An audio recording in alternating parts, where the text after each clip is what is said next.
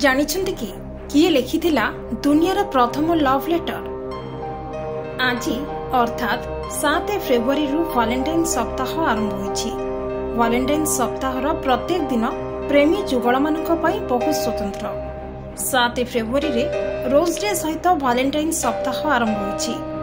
एबे 14 फेब्रुआरी पर्यंत प्रतिदिन किछि ना किछि डे पालन करा जिवो।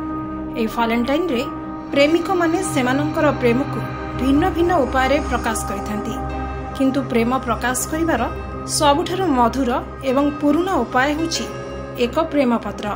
प्रकृत रे आजिर पीढ़ी रे बहुत कम लोक अछंती जेउ माने परस्पर को प्रेम पत्र लिखंती, किंतु जेउ माने लिखंती सेमाने जानंती जे या सेमानंको केते भिन्न एवं स्वतंत्र अनुभव कराए। व्हाट्सएप, फेसबुक, सोशल मीडिया जुगरे मध्य प्रेम पत्र गुड़िक एबे भी प्रासंगिक। तेबे आपण जानिछन्ति कि दुनियार प्रथम प्रेम पत्र किए लिखिथिले? आसंतु आज जानिबा एहार उत्तर। जदि आमे प्रथम प्रेम पत्र विषय कथा हेबा तेबे एहा भारतीय पुराण रे उल्लेख अछि। ए प्रेम पत्र प्राय 2000 वर्ष पूर्व लिखा जाइथिला, जहाकू विदर्भर राजकुमारी रुक्मणी भगवान श्रीकृष्ण उद्देश्य रे लिखिथिले, जहांक सहित से परे विवाह करथिले।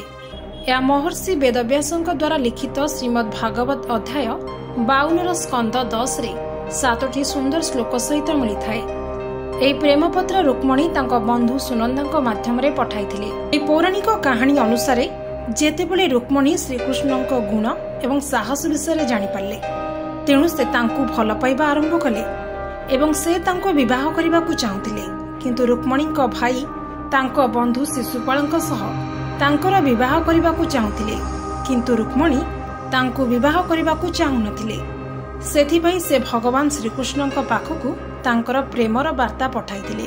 प्रथम लेखा जाइथिबा प्रेम पत्र महाभारत समय जना पड़िथिबा बेले लिखित प्रेम पत्र प्राचीन मिस्र रे मिलिथिला, जाहाकू विधवा रानी आंखी सेनामुन हिजित्र राजा को लिखिथिले, जेउथिरे से उल्लेख करिथिले जे तांकर गोटिए पुओ को मिस्र पठाई रानी आंखसेनामुनक सहित विवाह देबा उचित।